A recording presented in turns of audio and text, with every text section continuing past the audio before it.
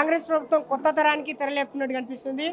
TPCC అధ్యక్షుడిగా మహేష్ కుమార్ గౌడ్ ఎన్నిక తర్వాత కొత్త పరిణామాలు అయితే కాంగ్రెస్ ప్రభుత్వంలో చేరుతున్నాయి. ఇంకేందంటే ఇక్కడ ప్రజాపాలన దిశగా గాంధీ భవన్లోని ఇందిరాభవన్లో బుధవారం అండ్ శుక్రవారం నాడు ప్రజల చేత ఆర్జీలు తీసుకోవడానికి చాలా వరకు మంత్రులను ఒక్కొక్క మంత్రులను ప్రతి వారంలో 2 మంత్రులను ఇక్కడ ఏర్పాటు చేయడం జరిగింది. దీనికి సంబంధించి 2 మంత్రులు 11 గంటల నుంచి 2 గంటల వరకు దాదాపు 3 గంటలు ఇక్కడ సమీక్ష నిర్వహించి బాధితులకు సంబంధించిన ఆర్జీలు కూడా తీసుకోవడం జరుగుతుంది. సంబంధించిన అర్జీ అయినా దామోదర్ రాజు ఇవాళ ఇవ్వచ్చు. ఇక్కడ ఉన్నటువంటి మంత్రి మీరు తీసుకున్న అర్జీని గాంధీ భవన్ మా స్టాఫ్ అంతా కూడా ప్రాసెస్ చేసి మంత్రి గారి సంతకంతో ఆ సంబంధిత మంత్రులకు కానీ పేషలకు కానీ పంపడం జరుగుతుంది.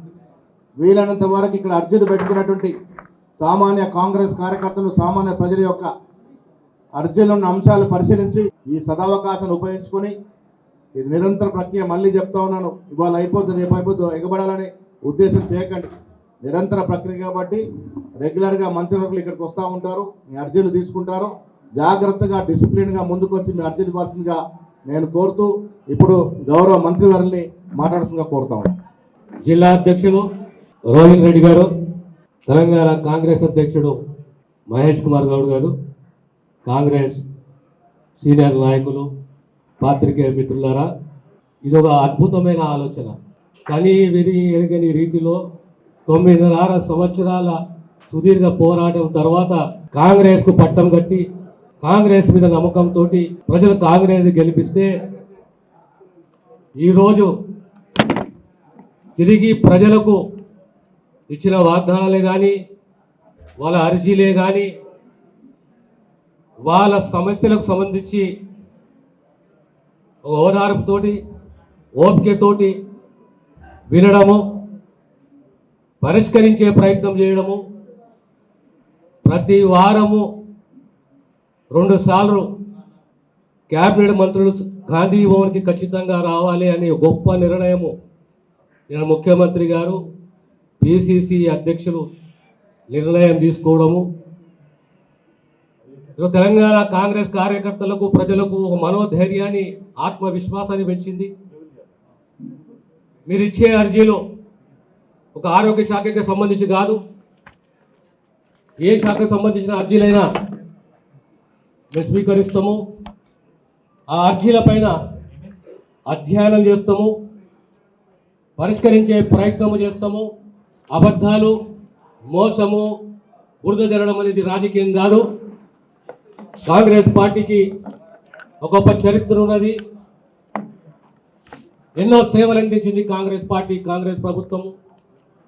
ఈ సమాజానికి ఎన్నో గొప్ప నాయకులను ఇచ్చింది కాంగ్రెస్ పార్టీ.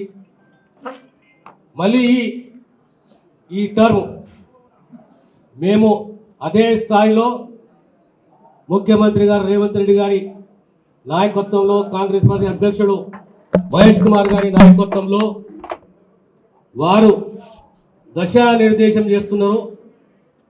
ఆ దశానిర్దేశాన్ని అనుసరిస్తూ పాటిస్తూ ప్రజలతోటి మమేకమై ఏ కుగ్రామమైనా, ఏ ప్రాంతమైనా, ఏ శాఖ అయినా మా వంతు కృషి, మా వంతు ప్రయత్నం ఉంటుంది. ప్రజలకు ఎన్నో ఆశలు ఉన్నాయి కాంగ్రెస్ ప్రభుత్వం పైన. ఖచ్చితంగా మా ప్రయత్నము, మా కష్టం ఉంటుంది.